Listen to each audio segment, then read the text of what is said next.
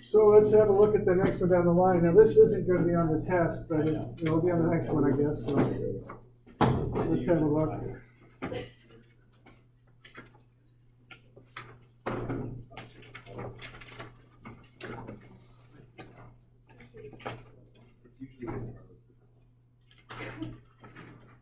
Page 410 is where we're at.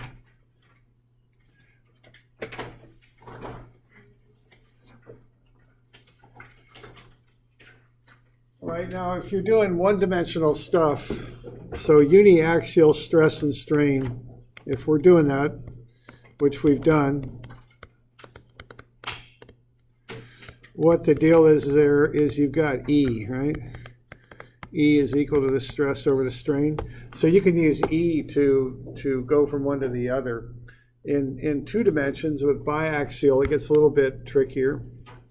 Okay, when you're doing biaxial, what happens is not only do you consider the primary stress, okay, like right here, if I want to find epsilon x, I would just use sigma x. That would be the primary cause of it. If I pull in the x direction, it stretches out in the x direction. But the other thing I have to consider is the lateral effect. Okay, so if I have a stress not only in the x direction, but if I happen to have a stress that's in the y direction, let's say it's doing that, that will affect the x direction also. Okay, and what I'm going to get there is I'm going to if I want to find epsilon x, I guess what I would do, I would take sigma x over E, because E is equal to what? Stress over strain, right? But there's another relationship here also, and that is that Poisson's ratio is the lateral strain, which is the side strain,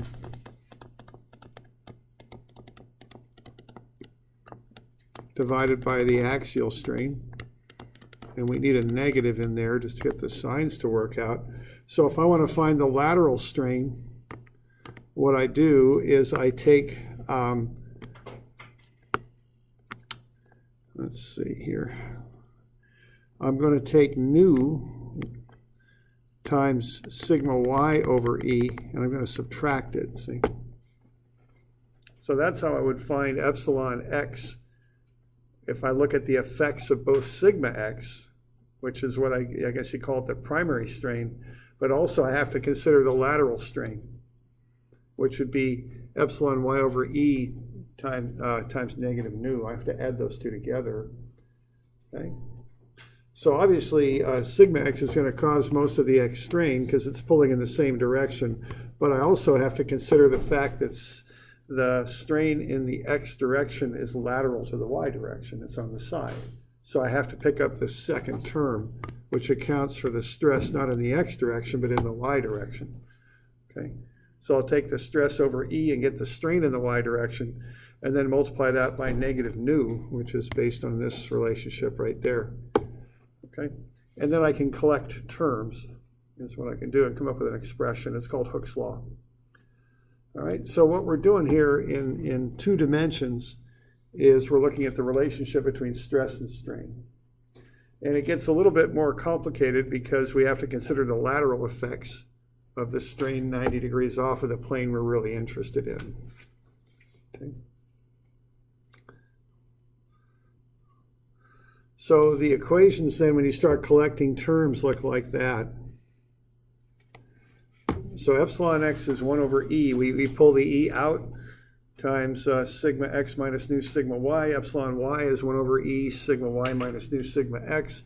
And then when you look at epsilon z, which is a strain in the z direction, you've got both stresses are lateral. So both sigma x and sigma y are lateral. So you just add them together and multiply them by negative nu over E.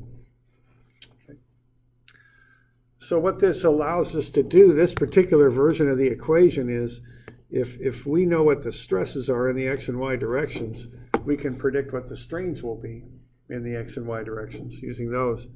And then if we have the strains, we can figure out the deformation. We can figure out what the object will look like what its final dimensions will be after the stresses are applied. And all that stuff's on the right of your formula sheet, for equations 41, 2, and 3.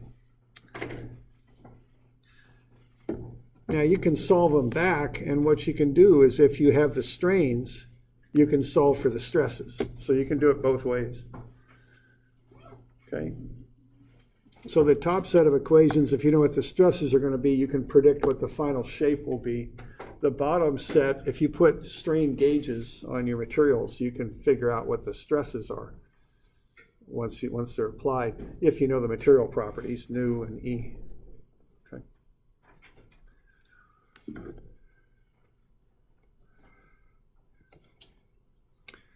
Now the shear is pretty straightforward. Okay. The shear is just based on the shear modulus, G, which is tau over gamma. So gamma is tau over G, and tau is G times gamma, right? That's all there is to it. There's no real fancy biaxial stuff going on there. Now we do have to consider the sign on the shear. That's something we need to remember. Remember that positive shear stress on that plane would be up. And that would lead to a shear pattern as I'm showing. I got that going the wrong way. That should go that way. Here we go. Okay, so what would happen if you have a square element and you stress it with shears as shown? And again, did I fix that on your copy? Does that arrow there point to the left or no? It does. Okay, good. So I got that one fixed. Okay. Okay.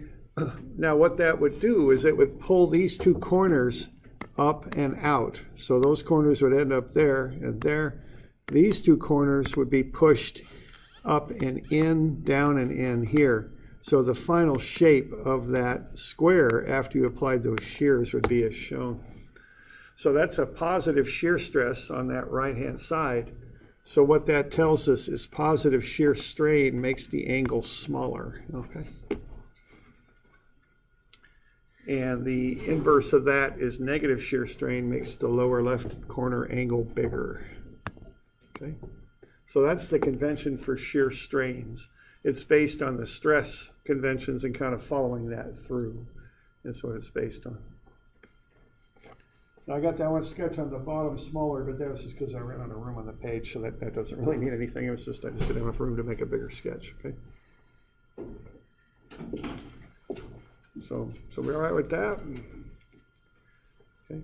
So what we got out of this is if we know the material properties, nu and E, and we know the stresses, we can figure out the strains. Okay. And vice versa. If we know the strains, we can find the stress. And also the shear is quite simple. It's just involves G as tau over gamma. And remember that shear sign convention. Positive shear makes the lower left-hand angle smaller. Negative shear makes the lower left-hand angle bigger. Okay. All right. So there we go. All right, let's kind of look at one of these. Let's on this next page. Let's say we got this rectangular plate, 3 centimeters by 2, and it's exactly those dimensions, 4 millimeters thick. And then let's apply those stresses shown below. And let's figure out what this thing's going to look like after we're done stressing it, okay? So we want to find the final lengths and the final angles of that plate after we stress it. Now there's a little bit of a relationship that you don't really see in a formula sheet anywhere, but it's the one that's kind of a handy one to remember. It just saves a bit of time.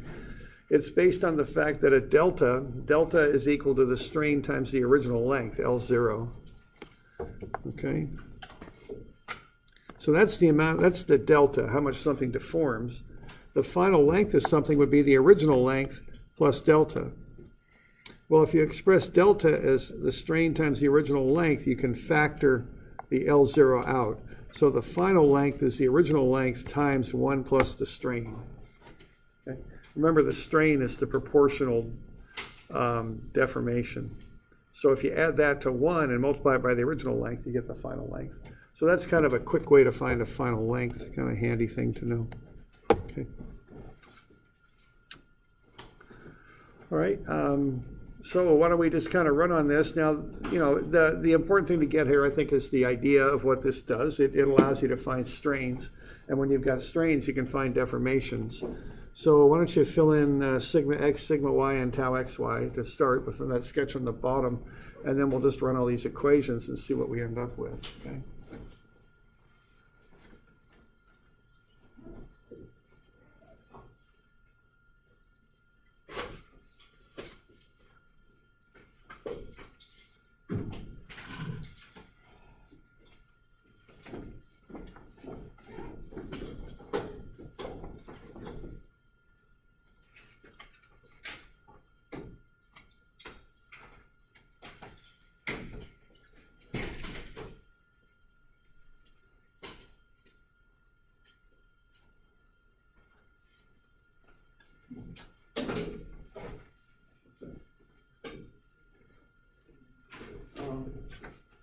I got all sorts of arrow problems here, don't I? Thanks. This one ought to point down. I didn't realize I'd done that. So that one ought to point down is what it ought to do. Thanks.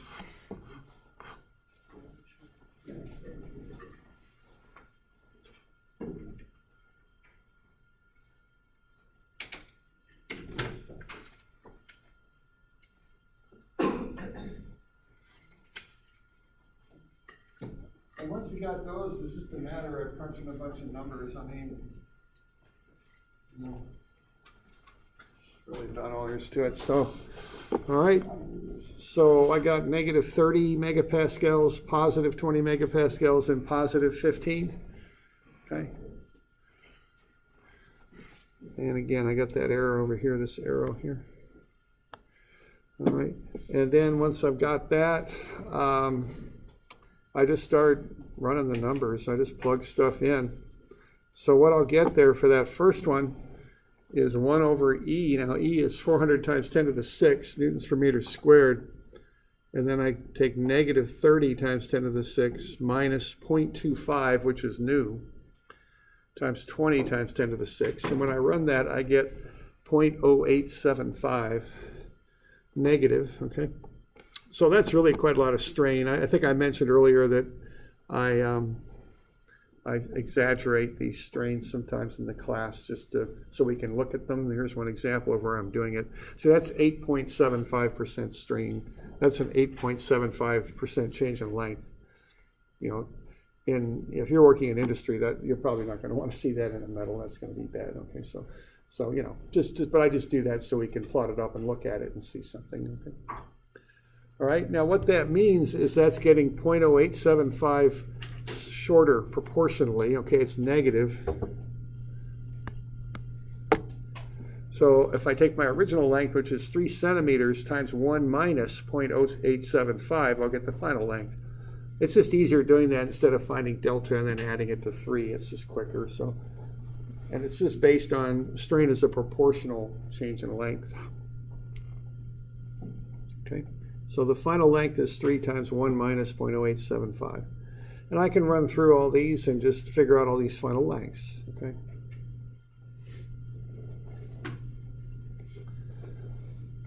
Can you label it as BC and AB anywhere? Anywhere. I don't know what you mean. You know which is which. Okay, so the X is BC. I think up above. Okay.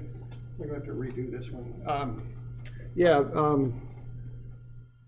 Do I not have that on that copy? Oh, okay. It'll be, because I've got it up there. I don't know why it didn't get on your copy. I don't know what's up, but I'll have to have a look at this one. Okay, so there are the points, A, B, C, and then A, E, and we got D up in the far corner. Okay, so that's where the letters are. I didn't realize that wasn't on your copy. Okay.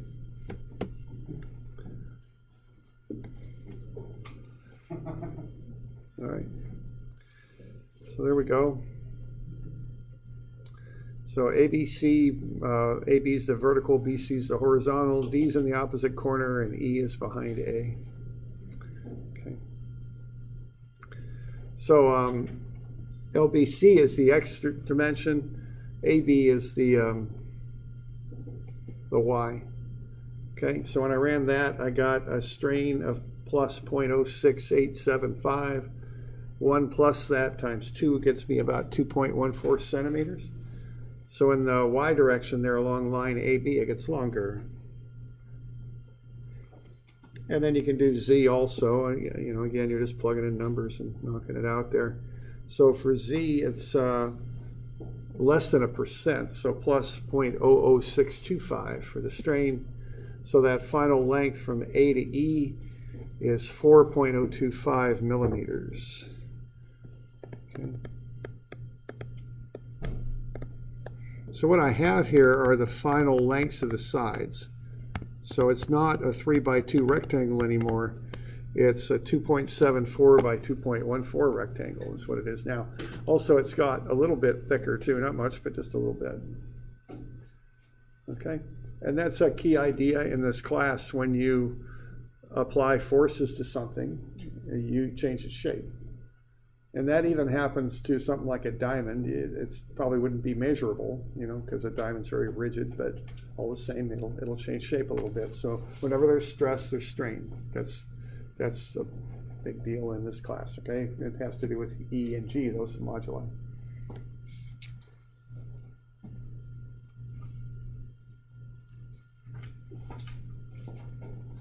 All right, so we're doing all right with that?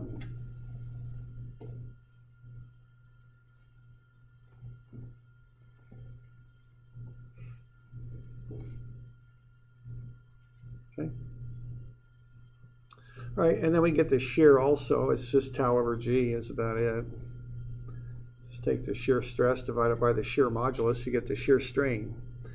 Now if you remember what shear strain is it can be expressed as delta over L, but it's also an angle in radians is what it is. So when I take the stress 15 times 10 to the 6 and I divide it by G, 160 times 10 to the 6, I get a positive 0.09375. That's a radian measure. That's probably the easiest way to think about that. That's an angle in radians. So if I take the original 90-degree angle there for that corner, which is pi over 2 radians, take away my shear strain, because a positive shear strain means the angle gets smaller, and then convert it to degrees, I'll get into the angle is 84.6. And on the far side compensates. We end up in a parallelogram shape. So on the other side, we get a bigger angle. So it looks like that angle there is changing by 5.4 degrees. ABC gets smaller, BCD gets bigger. Okay? So we end up with a parallelogram. That's 2.74 by 2.14. That's what we end up with, okay?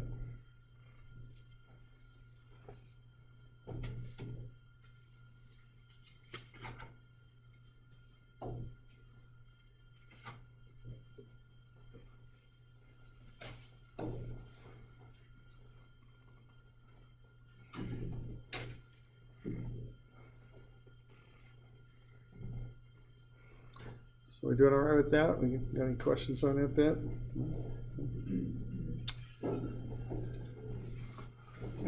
Yeah, question? Those angles that we calculated, what exactly is that? Why don't we'll go up a sketch, we'll show what they are, okay? So the next page we can sketch this up. The angles are the corner angles. The lower left-hand corner will no longer be 90, it'll be 84.6, and the lower right-hand corner will no longer be 90, it'll be 95.4. So this thing changes from a rectangle into a parallelogram is what it does, okay? All right. So I've got that thing plotted up there on the next page.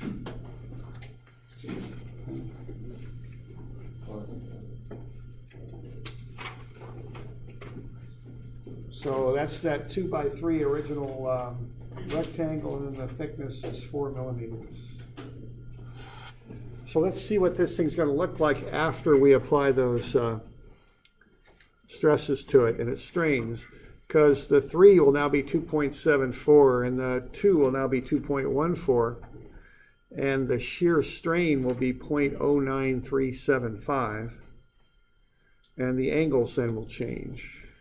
Angle ABC and angle BCD will change. All right. So let's kind of look at what's going to happen.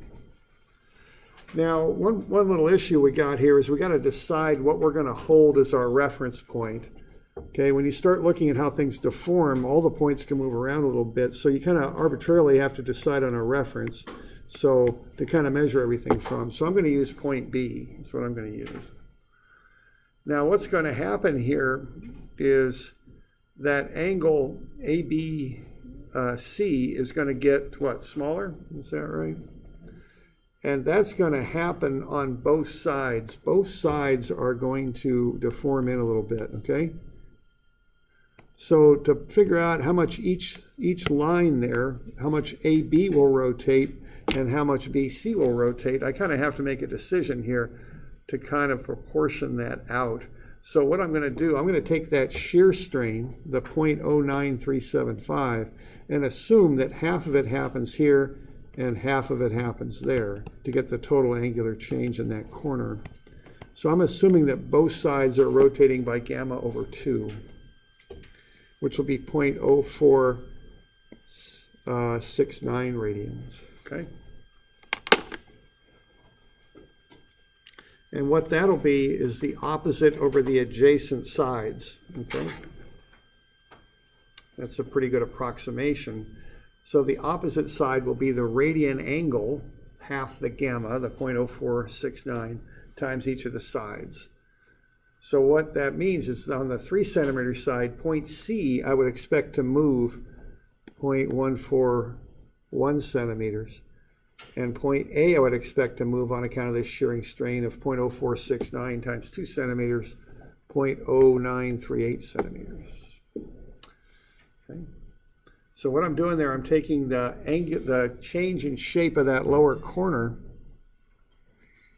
which is a rotation of the 2 lines to get this new angle in here. The angular change there is the shear strain. So those lines would extend out, you know, I'm exaggerating how much they're bent, but something like that. And I'm assuming that half the shear strain is applied to each line. And then based on the fact that these small angles in radians are approximately equal to the tangent of the angle, which is opposite over adjacent, to find the delta for these lines, what I'm doing is I'm taking the shear strain, or half of it on either side, times the lengths, the 3 and the 2. Okay? And that's how I'm getting the deltas. So let's have a look. We're going to do this in steps here. So the first here is we're going to look at what happens to the lengthening of the lines. So I'll do that with a little bit of a red dot here, I guess. So this first one becomes 2.74. The scale I'm drawing this at, I've got 10 little boxes per centimeter. So 2.74, that means it should be, here's 2, 1, 2, 3, 4, 5, 6, 7, 4. So right about there. And point A is 2.14, so that should extend out by about a little box and a half. Okay? So there are the deltas that are happening on account of the normal strain. Okay? So the 3 centimeters is getting shorter, the 2 centimeters is getting longer. But I also have to consider this shear strain bit, okay? That's going to move those points also. They're going to move in such a way that that angle gets smaller. So what I'm going to do, this one point C, okay, what point C did is it moved right there. Point A moved up here, but they're going to move a second time. Okay, and I'll show that with a little blue X here. They're going to move such that that angle ABC will get smaller. So point C will move 1.41 centimeters. So that'd be about a little less than a box and a half. So I'll put a blue X in there. And point A will move in about 0.09 centimeters. So that's a little bit less than a box. Right there. So the final shape of this thing ought to look something like that. Then I should draw in lines that are parallel to the 2 I just drew to get the final shape. And then if I really want to get fancy, I could include a bit for the depth of the box and show it being a little bit more, but that's going to be pretty tough to do with the sketching I'm doing. So something like that is what I would expect for that final shape of that thing, okay? So that's the effects of strain. They cause things to deform. It causes things to deform. And what I did there, I found the final lengths of the lines, plus I found the new angle in there. Okay. Now notice when this angle gets smaller here, it's no longer 90, it's at 84.6. This angle's gotten bigger. It's 95.4.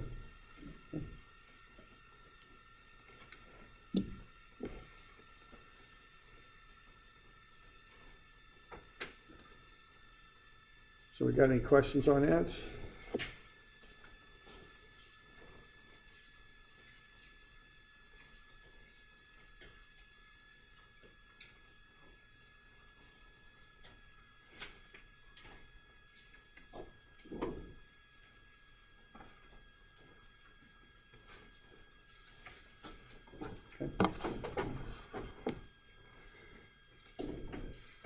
So we're good?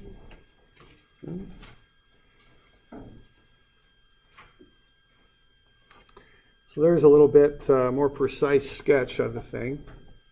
It's all in black there. There's the new shape. Now this is all based on holding point B as the reference. Okay, so I'm assuming that point isn't moving anywhere. And I'm drawing everything with relation to it. So the 3 becomes 2.74.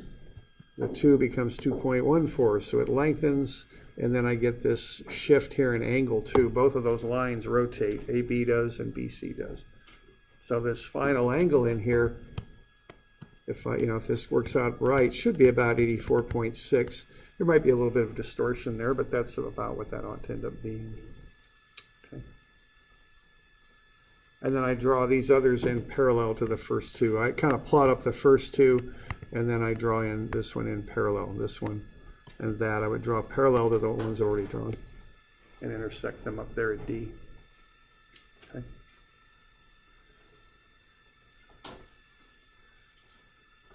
So we're doing all right with that?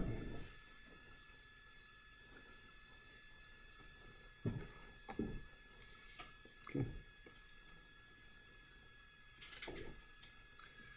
Okay, and here's the shape. I just took a protractor, and the focus obviously is pretty bad, but what I did, what did I do there? Goodness.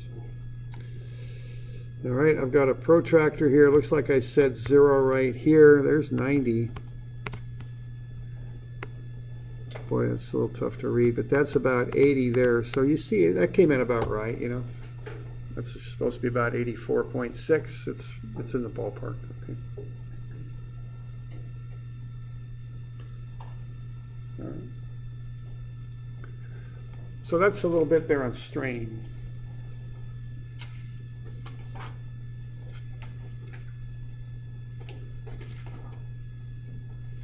Any questions here? All right.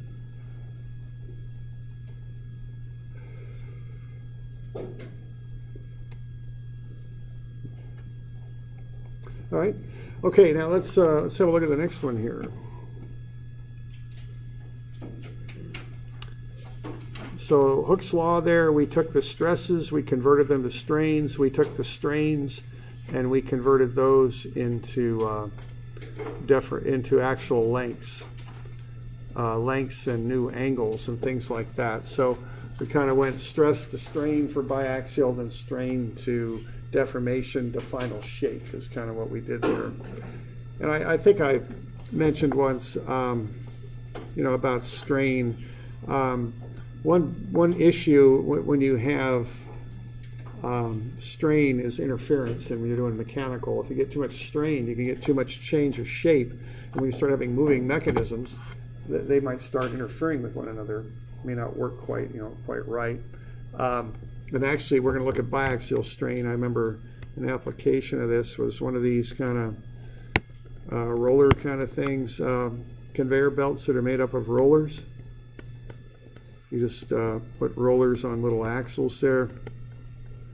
They're tighter than this, but just for a clear sketch, I'll kind of not show fewer of them than there would actually be, and I'm not doing that great of a job on this sketch, but what they did, they had a conveyor belt like this, so it wasn't like a belt that moved, it was just a series of rollers, and they were taking heavy objects and moving them across the rollers, okay, that away. And when they did, they started deforming the rollers, and as the rollers rolled, they started smacking into each other, and that wasn't working too well, okay. So that was actually a student of mine his boss had him do some calculations there to figure out what the strains were on those rollers at different angles to see how much they would deform and what kind of interference they were having. So this is an example of why you might be interested in strain, especially in the mechanical world. If you have too much strain and deformation, your moving parts don't mesh properly anymore. That's called interference, and that's not a good thing. Okay. So let's look not at just the primary strain that we measure, but strains at other angles. This is like biaxial stress, but it's for strain. I'm on page 470. I've skipped ahead just a little bit.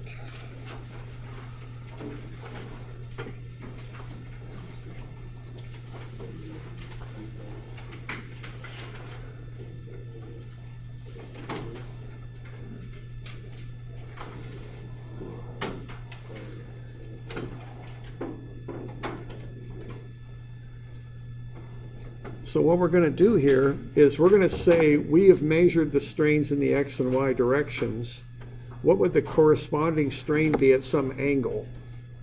So this is the same idea as that biaxial stress. If you know sigma x and y, you can find the stress at some angle, but you can do the same thing with strain. So this is a bit of a derivation on this.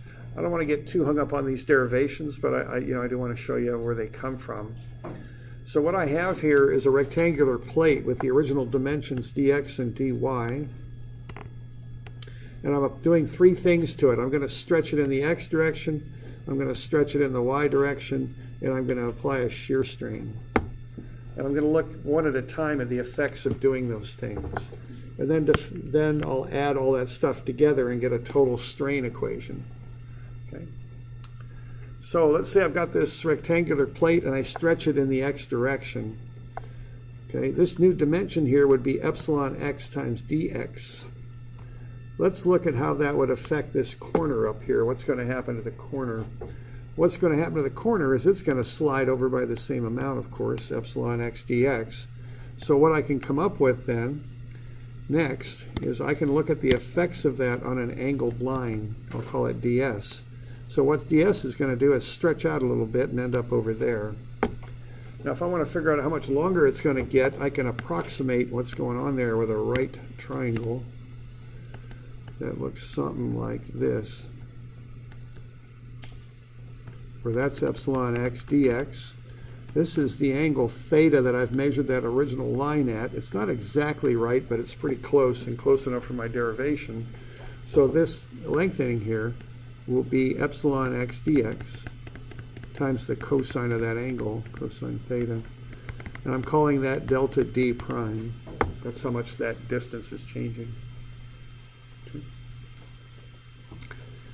Now the same sort of thing happens if I go epsilon y dy. I stretch the line up like that, and I can create another little triangle like so. This angle's pretty close to theta, not exactly right, but it's pretty close. And I'm going to stretch that original diagonal, that ds. I'm going to make it just a little bit longer right there. That'll correspond to that distance, and that's going to be epsilon x dx times sine of theta. Okay.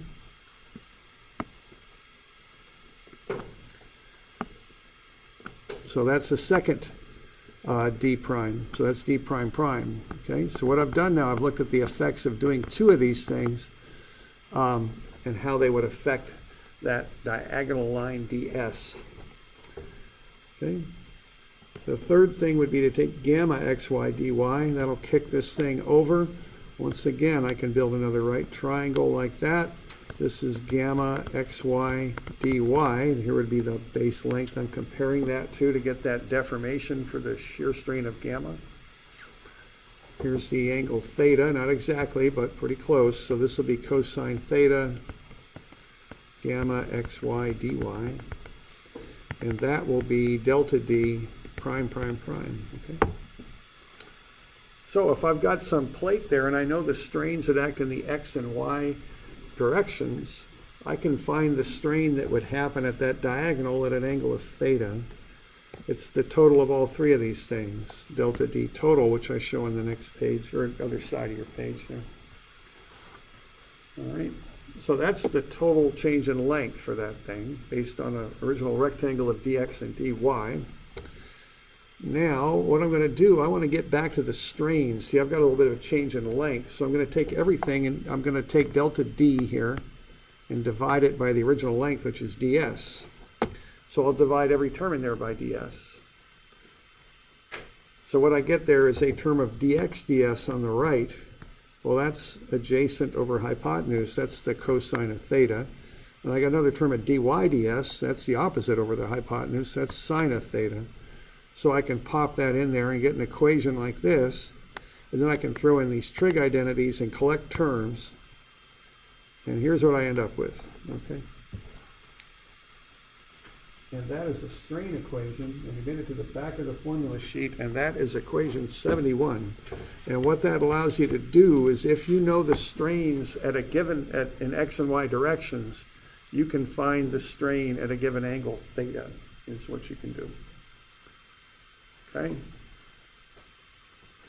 So in this instance, you're going to find the load pushing down on that roller. You could find the strain in the x direction. You could use Poisson's ratio to find the strain in the y. It'll probably push out a little bit. And then based on that, you could find the strain at any angle you want now, because we have these equations that we're using. That would be an application of this. Okay. So that's equation 71.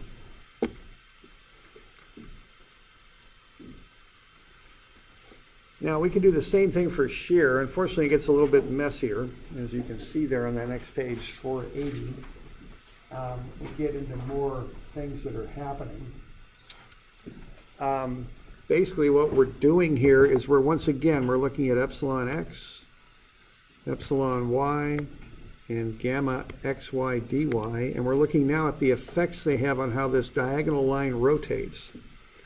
And to do that, we're going to pull out some little triangles. We're going to pull out that little triangle there, like so. And we're going to pull this little triangle out right here, that one.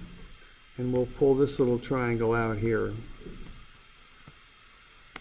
And we're going to look at the effects of the angular change of that diagonal line based on this triangle, and where that diagonal ends up versus where it started. I'm going to call that angle alpha, so I'm going to have alpha prime plus alpha prime prime plus alpha triple prime. That's each one of these cases to get the total rotation of that diagonal line. All right. So what I've got there is I've got epsilon x dx. This little side here would be epsilon x ds sine theta. Okay, so the change in that angle in radians would be the inverse sine of epsilon x dx sine theta over the original ds length. Okay, so what I'm doing is I'm transferring from, I'm going to find the length on this little triangle, and then I'm going to apply it to this big triangle here, is what I'm doing. And I'm figuring out the ratio of this to the original length. That's a pretty good approximation of the angle change in radians. And I do that 3 times. Okay, once for epsilon x dx sine theta. Here I'm going to have epsilon y dy times sine of that angle, cosine theta. So I'll divide that by ds. And then for gamma xy dy, I'll have, what am I going to have in there? I'm going to have that gamma xy dy times sine theta for that. So if I take those 3 terms and divide each one by ds, I'll get the total angle there that would occur if I applied those 3 strains to that plate. So I'm finding how much that diagonal line rotates. Okay. All right, now I got to do a little bit of substitutions to clean this thing up. So I got it in these terms. I got, when I add those 3 things together, I got dx over ds and I got dy over ds. Dx over ds is cosine theta, dy over ds is sine theta. So I can plug those terms in and collect terms, okay? And I'll end up with this formula right here for alpha. That's a pretty good one, okay? That is formula 77. So what I have there are strains in the x and y directions and an angle. Notice this time the angle is oriented with the horizontal, not the vertical like we did with stresses, but with the horizontal. And that will tell me how much a line rotates if I know the strains in the x and y directions. So that's giving me this angle right here, alpha. Now to get the shear strain, I want to add those two angles together, alpha and beta, how both sides of this angle rotate. So what I can do to get an equation for beta is take that angle for alpha and add 90 to it. And of course, cosine theta plus 90 is sine theta, and sine theta plus 90 will be minus cosine theta. I can plug all that in and get beta, and then I can add the two together and get an expression for the shear strain after I do some trig substitutions. And there it is, okay? And I just don't want to get into all the details of this because I'm pretty much out of time, and it's fairly complex little stuff. So we'll kind of just work through that. And what we have there are the three equations, or actually two of them, that we'll use here for shear. All right, and what we can get out of this thing is if we know the strains in the x and y directions, we can figure out two things. We can figure out how one line would rotate right there, and we can figure out how that line and a line 90 degrees to it would rotate and get a change in angle, which we call the shear strain. Both of those for some angle that we're going to reference, that we're going to be interested in. We'll go over this just a little bit more next time, but that's kind of a quick run through. Why don't I give you a little bit to do here, just one of these problems, I think, well, 1.5, I guess. Let's see what we got.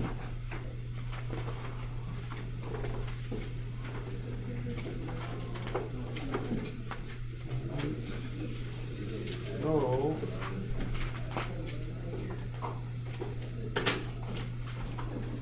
how about we do 221 and 221B? And what is this? Today is Wednesday, right? So we'll make these due Wednesday of next week. And I think that's the 31st. Is there 31 days in April? 30 days? Nope. 1st of May. There we go. Okay? So, yeah. Not quite. But anyway, here we go.